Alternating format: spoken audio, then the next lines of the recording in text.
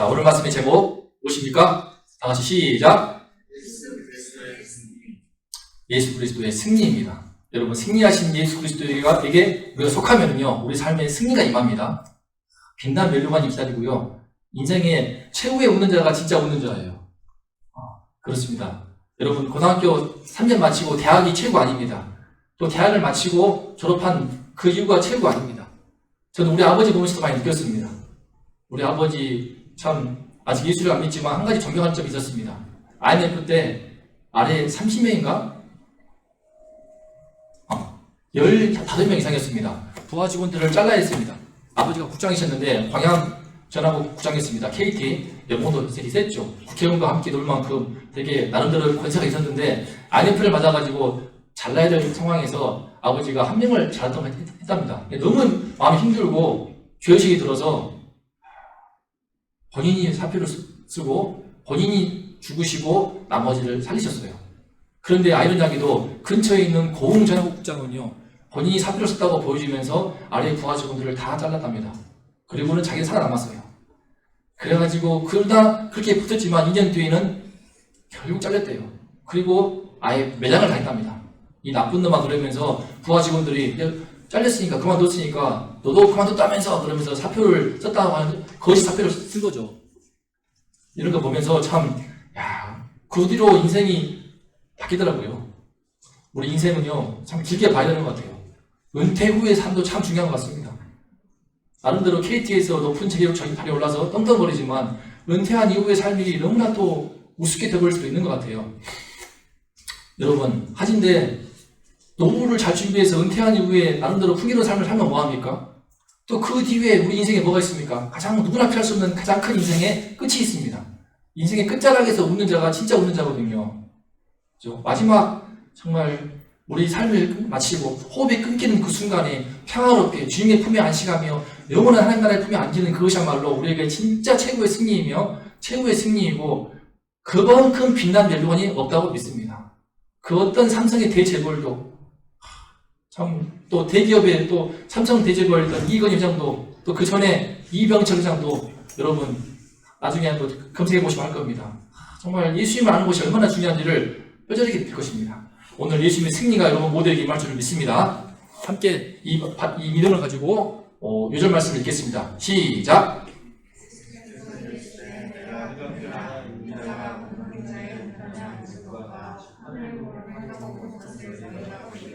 예수님은 불법적인 신문을 당하는 와중에 이 말씀하신 겁니다.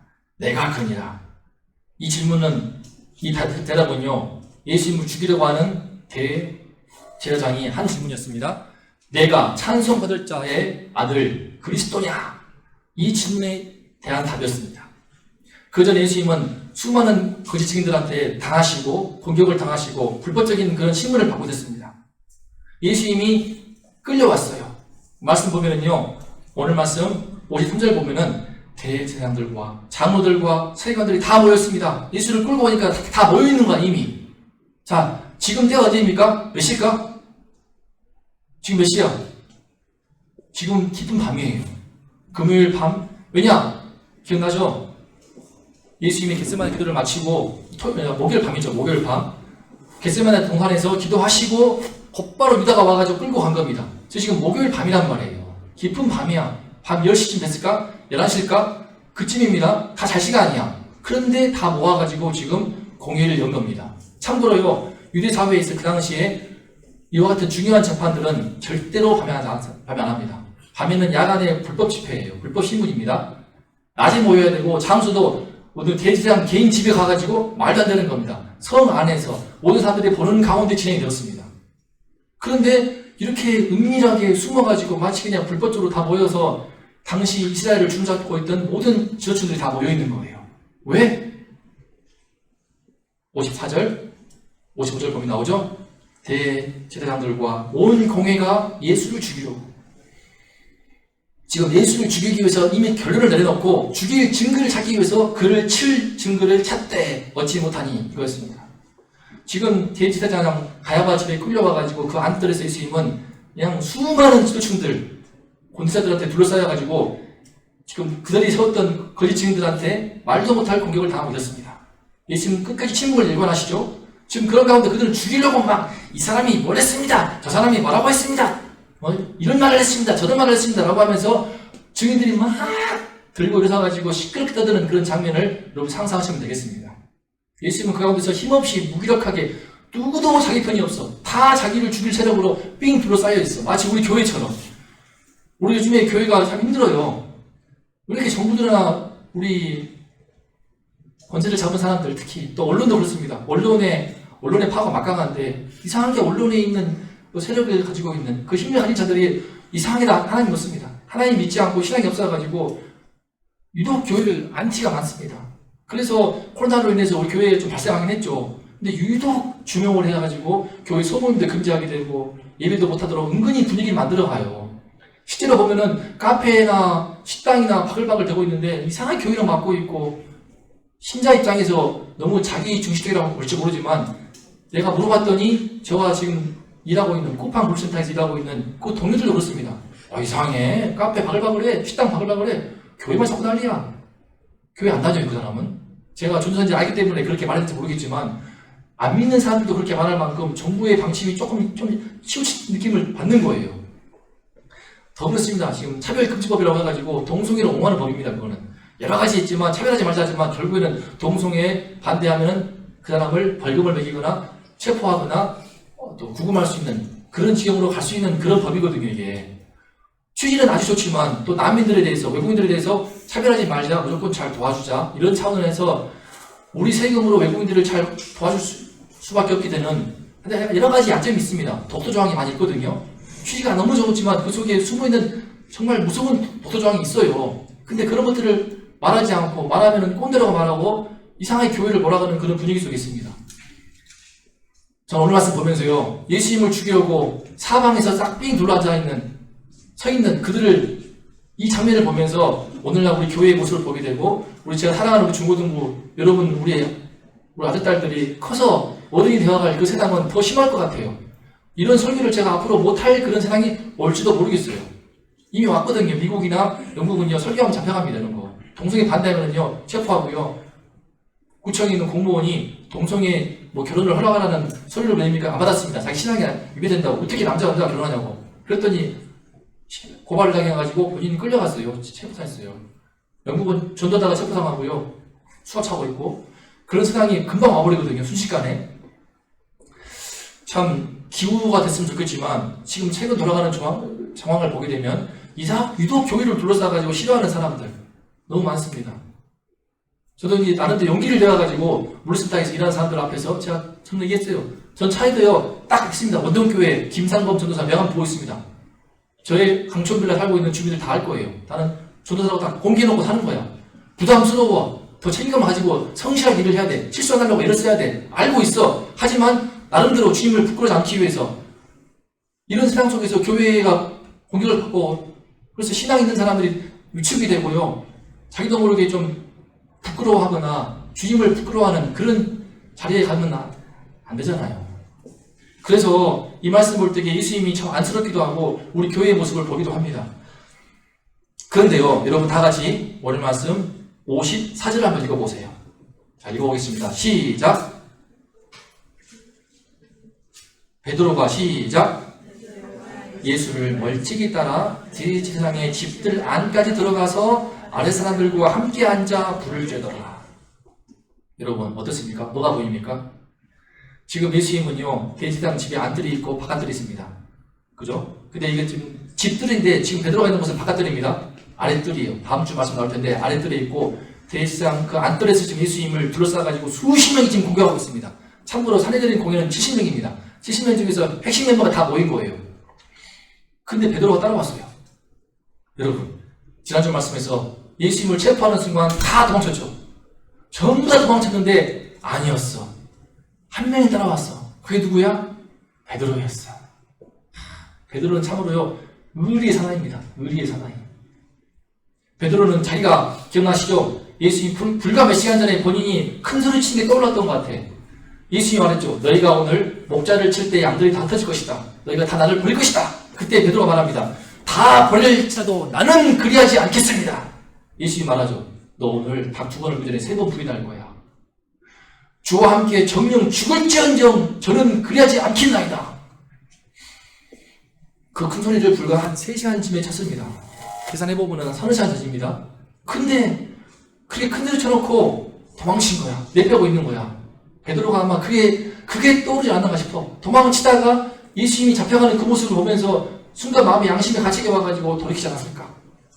동시에 의리입니다. 베드로는요, 의리가 있습니다. 의리 상황이야. 따라왔어. 그건 좋아. 하지만 어떻게 예수님 따라옵니까? 어떻게? 이 동사가, 부사가 중에 부사. 어떻게 따라왔어? 멀찍이 따라옵니다. 이 원문을 보면요, 멀찍이가 되게 또 강조가 되어 있어요, 보면은. 멀찍이, 멀리로부터. 여러분, 왜 베드로가 예수님을 따라오는데요? 멀리 떨어졌을까? 그러면서 누구랑 있습니까? 아랫사람들과 함께 앉아 있습니다. 용기를 내가지고 대제사장의 그 집들 안까지 들어왔어. 아니요, 바뀝니다. 들어와서 예수님이 지금 신문 나가는 거 멀리서 보고 있어. 그러면서 자기는 예수님을 체포하러 왔던, 칼과 몽둥이 들고 왔던 그 무리들과 함께 앉아가지고 뭐하고 있어? 불을 쬐고 있어. 예수님은 지금 엄청 저기서 고생하고 고통당하고 있는데 자기는 멀리 떨어져가지고 나름대로 예수님을 사랑하기 때문에 따라왔어. 따라왔으면 끝까지 따라와서 가까이 붙으면 좋겠지만 그건 두려운 거야. 왜 멀리 있을까? 왜 그 숨어있는 그 사람들 속에 숨어있을까? 예수님의 제자가 아닌 것처럼 보이기 위해서. 예수님을 믿는 사람이 아닌 것처럼 보이기 위해서. 그런 거죠. 예수님 끌고 온 그 사람들과 함께 앉아가지고 딱 자기 정체를 숨기고 있는 겁니다. 우리가 교회가 공격을 당할 때, 예수를 믿는 것 때문에 핍박을 당하는 그런 세상이 될 때 여러분 어떻게 하겠습니까? 예수를 사랑하기 때문에 예배를 드리러 나오겠죠.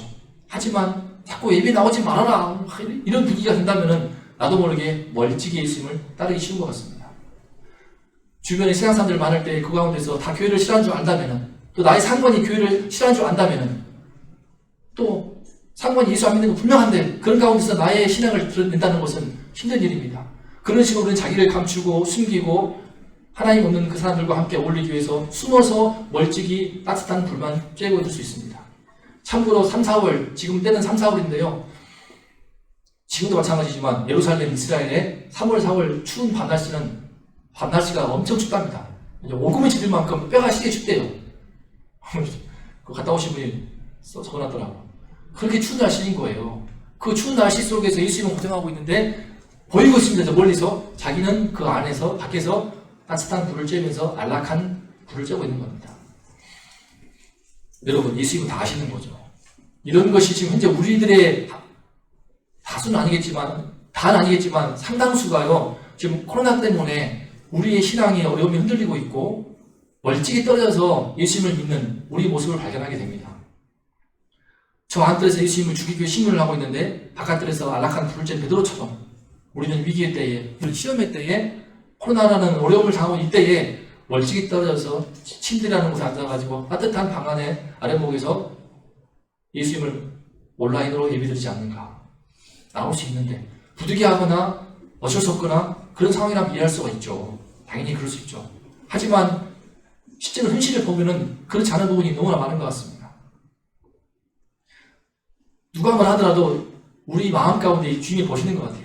주님이 다 보시는 것 같아요. 우리 딸들도 제가 예배를 드리면 꼭 동의가 자연스레 불더라고요. 학교에서 급식 먹을 때 부끄러워하지 않고 사람 눈치 보지 않고 기도할 수 있도록 도와주세요. 저희 마음도 들더라고요.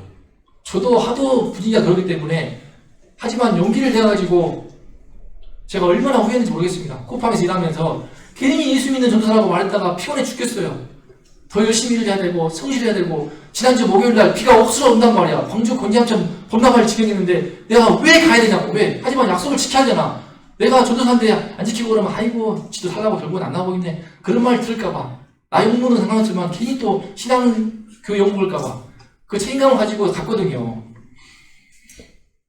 여러분, 우리가 용기를 내어서 이런 아무리 이런 세상이지만 예수님을 멀찍이 따르지 않고 용기를 내서 가까이 따를 수 있기를 바랍니다. 부담은 있죠? 하지만요, 그 부담을 충분히 이기고 나올 만큼 오늘 말씀에서 저는 깊이 알았습니다. 베드로가 그걸 몰랐어. 자, 여러분 보세요. 지금 거짓 증인들이 예수님을 죽이려고 막 달아들고 있지. 그런데 그 중에서 한 가지가 먹혔어. 한 가지가 먹힌 게 뭐냐? 성전이야, 성전. 다 같이 한 말씀 읽어볼까요? 57절과 8절 함께 한 목소리로 읽어보겠습니다. 57절, 8절 시작!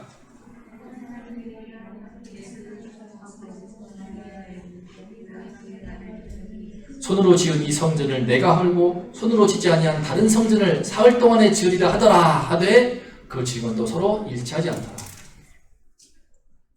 여러분, 다 불법으로 이제 모임을 만들어가지고 예수님을 죽이기 위해서 거짓 증인들을 세웠습니다.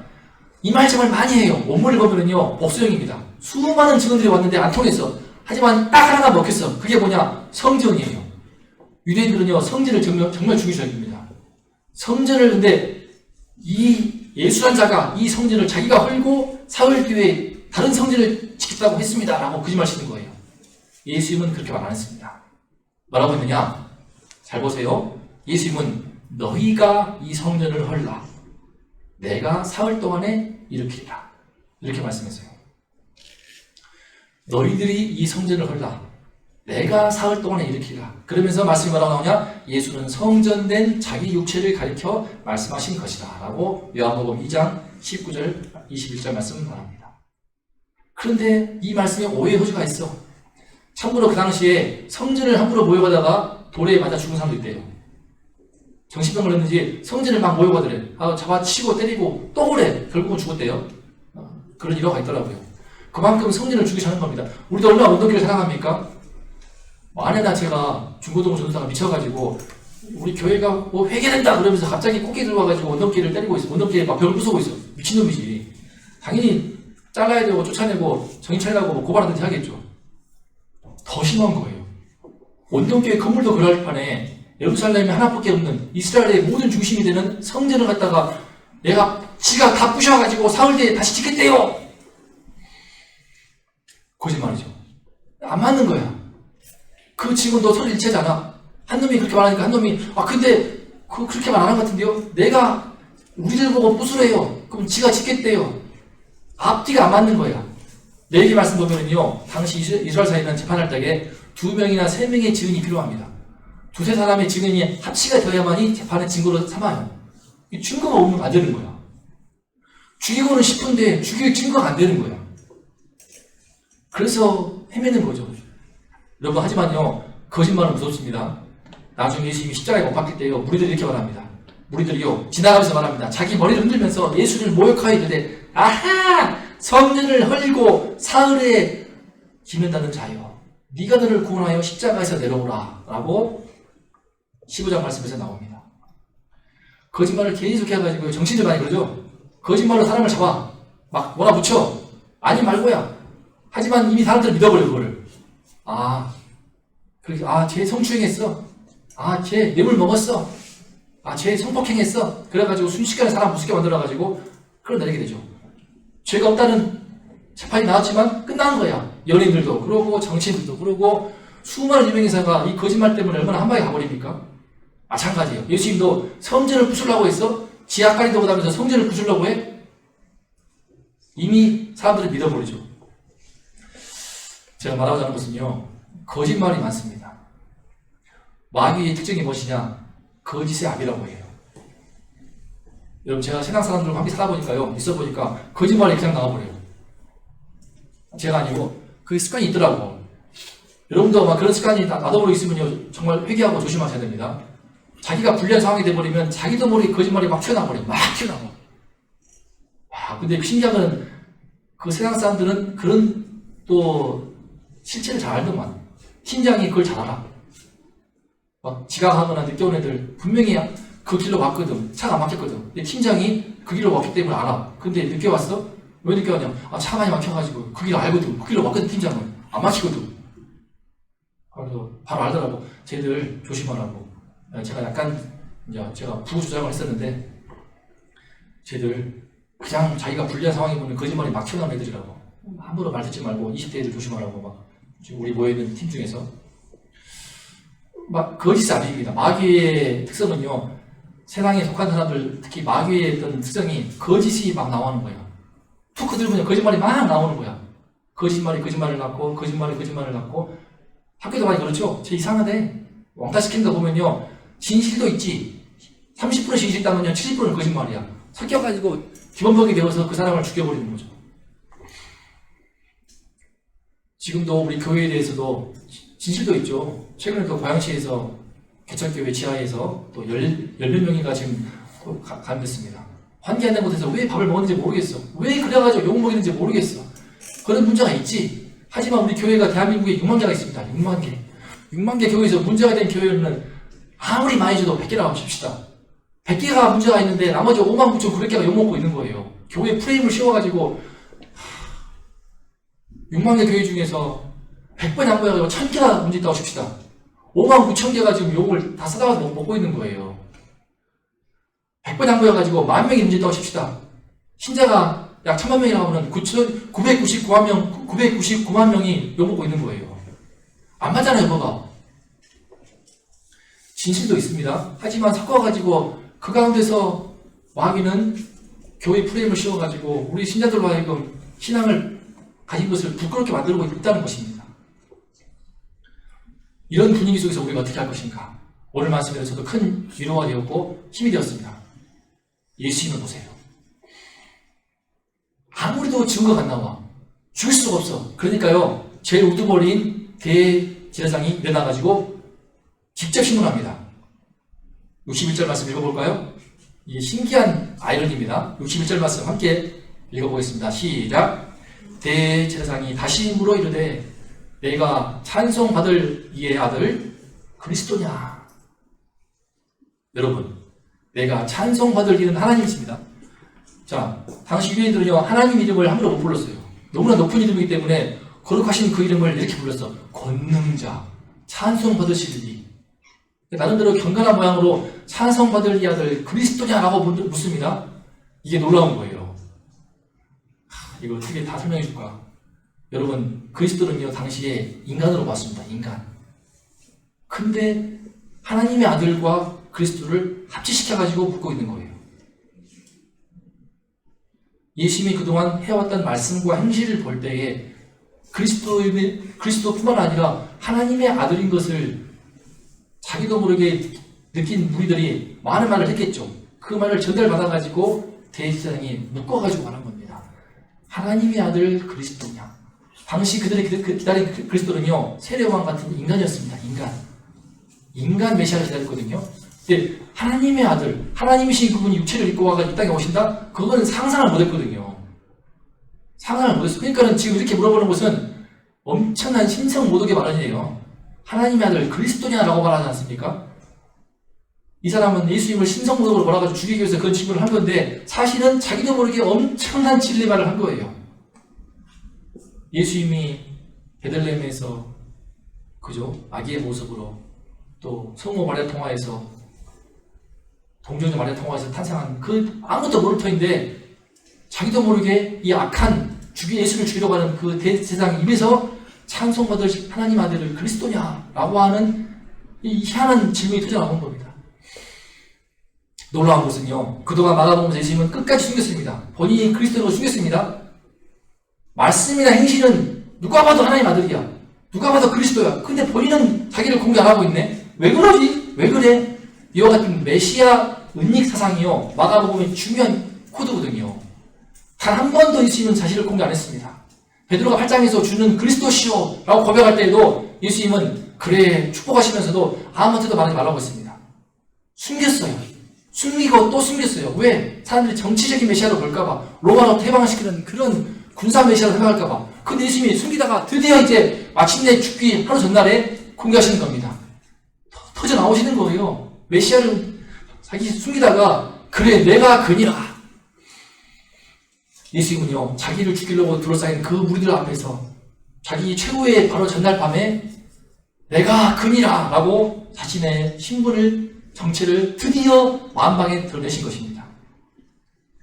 1장부터 13장까지 내내 그리스도이신 것을 숨겼죠. 숨기기만 했지 실제로 말씀으로는 이미 그리스도야. 하나님의 아들이시야. 기억나십니까? 포도원 품꾼의 비유. 포도원 아들을 보내지 않느냐. 하지만 그때 아들도 죽일 것이다. 13장까지 내내 그리스도이신 것을 숨겼습니다. 14장부터 15장까지 내내 그리스도이신 것을 숨겼죠. 숨기기만 했지 실제로 말씀으로는 이미 그리스도야. 하나님의 아들이시야. 기억나십니까? 포도원 품꾼의 비유. 포도원 아들을 비유를 보면 주인이 하나님이네, 아들은 하나님 아들이시네, 누가 봐도 다 이해가 되는 거야. 이런 식으로 말씀과 비유와 행실과 기적을 통해서 예수님은 이미 그리스도로서 항상 처음부터 끝까지 살아왔습니다. 이제 드디어 그 정체를 공개적으로 드러내시는 겁니다. 선포하시는 거예요. 이 예수님에게서 여러분 위축이 되거나 꿀리거나 두려워하는 그런 기적이 보입니까?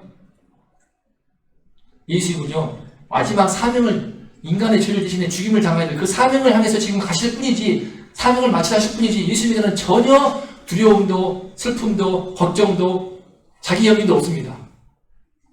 우리 예수 믿는 사람들은요, 조금 힘들거나 인생이 힘들면은 자기 연민에 빠지기 쉬운 것 같아요. 내가 제일 슬퍼, 나의 상처를 알아. 여러분, 되게 위험한 것 같습니다.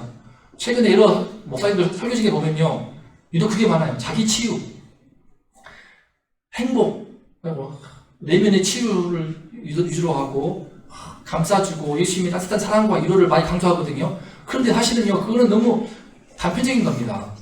사실은 그 모든 것은요, 우리가 지나치게 어떤 자기 위로와 자기 치유와 자기 안위 중심으로 신앙을 나 중심으로 만들어버리는 문제가 있어요. 예수님은 그렇지 않았어요. 예수님은 가장 3년을 키웠지만 다 떠나버렸어. 아, 슬퍼. 그동안 나의 인생은 무엇인가? 인생의 회의가 된다. 허무하다. 예수님은 그런 말씀 안 하십니다. 예수님은요, 지금 죽을 상황인데, 죽기 하루 전날인데, 자기를 죽으려고 하는 그 상황 속에서 예수님은요, 내가 그니라라고 선포하시면서 놀라운 말씀을 하시죠. 오늘 말씀 함께 읽어보겠습니다. 내가 그니라부터 시작. 내가 그니라, 인자가 권능자의 우편에 앉은 것과 하늘 구름을 타고 오는 것을 너희가 보리라. 여러분, 이 말씀에 담겨있는 그 의미가 얼마나 엄청나지 아십니까? 예수님은 권능이 없어. 좀 있으면 두들겨 맞아. 힘이 없어가지고. 하지만 예수님은 나 죽은 거야. 침뱉음을 당해 죽은 거야. 저런 당해 죽은 거야. 실제로는요, 권능자, 하나님의, 여호와 하나님의 우편에 앉아서 세상을 통치하시는 왕이신 것입니다. 예수님은 그동안 마가복음 읽어보면요, 이미 세상을 통치하시는 왕으로 행동해 왔습니다. 온 우주를 통치하시는 왕으로 행동하셨습니다. 바람과 바다를 잔잔케 하셨고, 천지 오병이어로 5,000명을 먹이시고, 창조하시는 역사를 이루시면서 예수님은 세상을 통치하시는 왕으로 함께 하셨고요. 하늘 구름을 타고 다시 온다는 것은 무엇이냐? 심판주로서, 죄인주로서 다시 오신다는 말씀입니다. 이 말씀은요, 앞에 권능자의 우편에 앉는다는 말씀은 시편 110편 1절 말씀이고요. 다윗이 예언한 말씀입니다. 그리고 뒤에 하늘 구름 타고 다는 것은 다니엘서 7장 말씀입니다. 7장 10절인가? 그 말씀에 예언된 말씀입니다. 두 개를 합쳐가지고 예수님이 말씀하시는 거예요. 자신을 공개하시는 겁니다. 내가 바로 하나님 우편에 앉아서 세상을 통치하시는 그 왕이며, 내가 바로 지금은 너희들이 날 죽이려고 하지만 곧바로 부활해가지고 심판주로서, 죄인주로서 내가 너희들에게 다시 올 것이다 라는 말씀을 지금 두들겨 맞기 직전에, 사형 선고를 받기 직전에 하시는 겁니다. 얼마나 당당하십니까? 어떻게 그래야 할 수 있었을까? 이미 승리를 확신하시기 때문에. 승리를. 죽은 다음에 40시간 이후에 예수님은 부활하십니다. 보세요. 금요일날 오전 9시 십자가 못 박히죠. 다음 주에 돌아가시거든요. 그리고 오후 3시에 죽으셔. 9시에 못 박혔다가 오후 3시에 죽으셔. 그럼 오후 3시부터 금요일 오후 3시이기 때문에 금요일 오후 3시, 토요일 오후 3시 24시간이죠. 그 다음에 일요일날 새벽 해 뜨기 전이기 때문에 7시 옵시다. 7시도. 그거는 40시간입니다. 금요일 오후 3시에 죽으시고 일요일날 오전 7시에 다시 살아났다고 가정한다면은 40시간입니다. 사흘 만에 부활하셨지만 사실은요, 시간 따지면은 40시간 뒤에 예수님은 다시 살아나셔. 지금은 죽이지, 걔들이 죽임 당하지 얼마 안 가. 40시간 뒤에 예수님은 살아나시고요. 40일 이후에는요, 승천하십니다. 하나님 보좌 우편에 오르십니다. 그리고 50일째는요, 다 알고 있죠? 사도행전 말씀처럼 오순절에 성령 임하에서 엄청난 성령 임하면서 베드로의 한 번의 설교를 통해서 한 번의 설교로 3,000명이 회개하고 돌아옵니다. 초대교회가 한 번에 3,000명이 탄생합니다. 사도행전 2장. 그리고 사도행전 4장에는 어떻게 됩니까? 또 한 번의 설교로 5,000명이 회개하고 돌아옵니다. 단방에 약 일주일 만에 8,000명이 회개해가지고 10,000명대 교회가 되어버립니다. 그리고는 제자들이 셀수 없이 오게 됩니다. 순식간에 수만 명의 교회로 부활해버립니다. 언제? 지금 예수님이 죽임당하는 이 목요일이지, 목요일 밤이나 신문당하고 있지만 내일 죽을 테니만 앞으로 2달만 있으면은, 3달만 있으면은 끝나버리는 거야. 예수님은 그 모든 승리를 다 내다보시고 확신하고 있습니다. 그렇기 때문에 당당하신 거예요.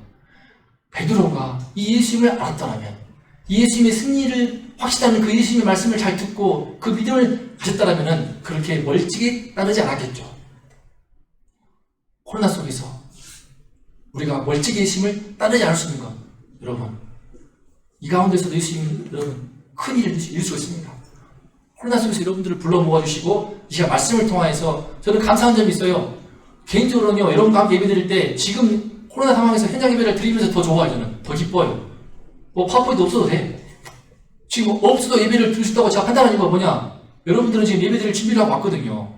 말씀을 들을 준비를 하고 왔단 말이에요. 저 훨씬 더 좋아요. 저는 개인적으로 단단한 신앙 공동체로 되어가는 것 같습니다.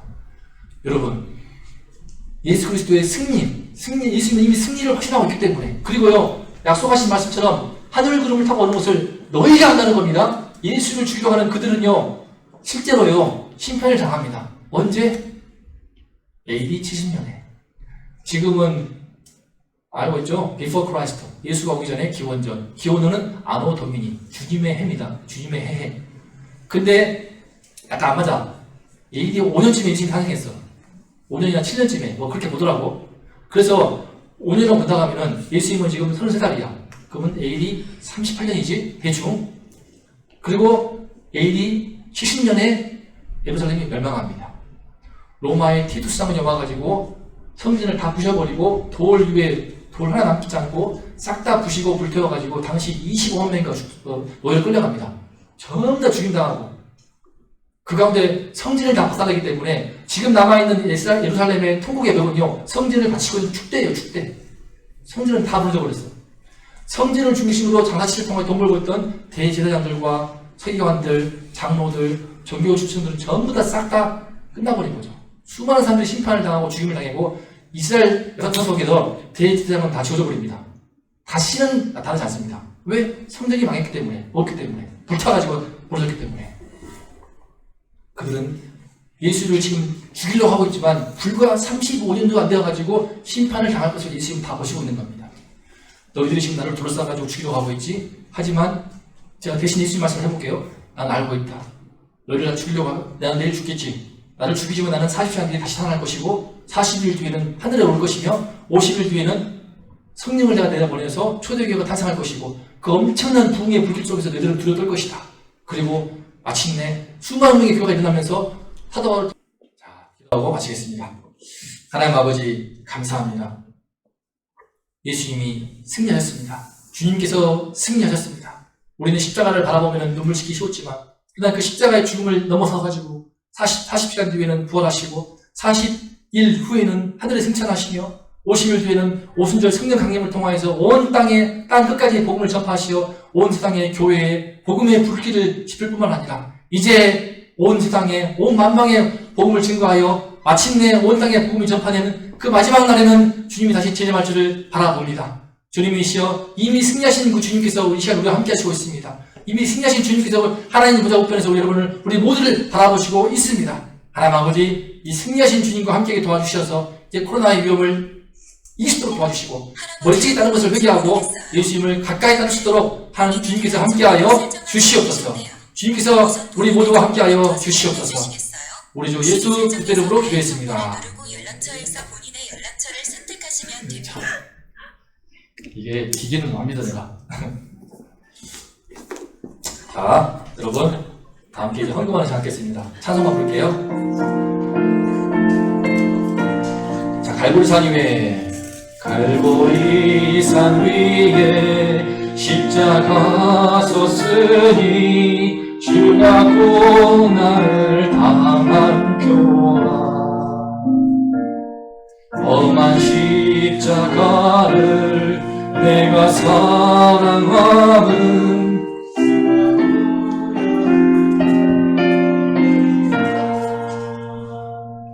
죄로 승리를 얻기까지 주의 십자가 사랑하리 빛난 멸류관 받기까지 험한 십자가 붙들겠네. 빛난 멸류관 받기까지 험한 십자가 붙들겠네. 기도하겠습니다. 하나님 아버지, 우리가 험한 십자가를 붙들 수 있는 이유는 우리 눈앞에, 장차 우리 앞에 빛난 멸류관이 기다리고 있기 때문입니다. 주님께서 우리 모두에게 최후의 승리를 주실 것이기 때문입니다. 이미 승리하신 주님께서 자신을 죽이려고 몰려든 수많은 적들 앞에서 어떻게 대처하시는지, 어떻게 반응하시는지, 얼마나 당당하시는지를 오늘 말씀을 통하여 배웠습니다. 이 승리하신 주님께서 우리 모두에게 이 시간 임하여 주시옵소서. 주님이시여, 주님께 은혜를 구하며 이 시간 귀한 물질을 드립니다. 드린 헌금을 받아주시고 드린 손길을 축복하여 주셔서 그 10년 가운데 놀라운 주님의 승리의 은총을 부어주셔서 이제 승리하신 주님을 따라서 가까이, 더 이상 멀찍이 따르지 않고 가까이 따를 수 있는 놀라운 믿음의 용기와 힘을 우리 모두에게 부어주시옵소서. 우리 주 예수 그리스도를 받들어 간절히 기도했습니다. 아멘. 자, 우리 광고한 것처럼 8월 23일, 30일, 9월 6일 3주간에 걸쳐가지고 성경학교를 합니다. 줌을 할까 말까. 갑자기 이상한 소리 하고 있고요, 줌이요. 아무튼 온라인으로 같이 진행하고자 합니다. 우리가 함께 여러분의 마음 가운데 승리하신 주님이 깊이 그 심령에 아로 새겨지기를 간절히 축복하고 기도합니다. 다 같이 일어나서 주기도문으로 기도하고 예배의 순서를 마치겠습니다. 기도하겠습니다. 하늘에 계신 우리 아버지시여, 이름이 거룩히 여김을 받으시오며 나라가 임하시오며 뜻이 하늘에서 이루어진 것 같이 땅에서도 이루어지리라. 오늘날 우리에게 일용할 양식을 주옵시고 우리가 우리에게 죄 지은 자를 사하여 준 것 같이 우리의 죄를 사하여 주옵시고 우리를 시험에 들게 하지 마옵시며 다만 악에서 구하옵소서. 대개 나라와 권세와 영광이 아버지께 영원히 있사옵나이다. 아멘. 감사합니다. 여러분, 뒤에 맛있는 간식을 우리 세리쌤이 준비해 주었습니다.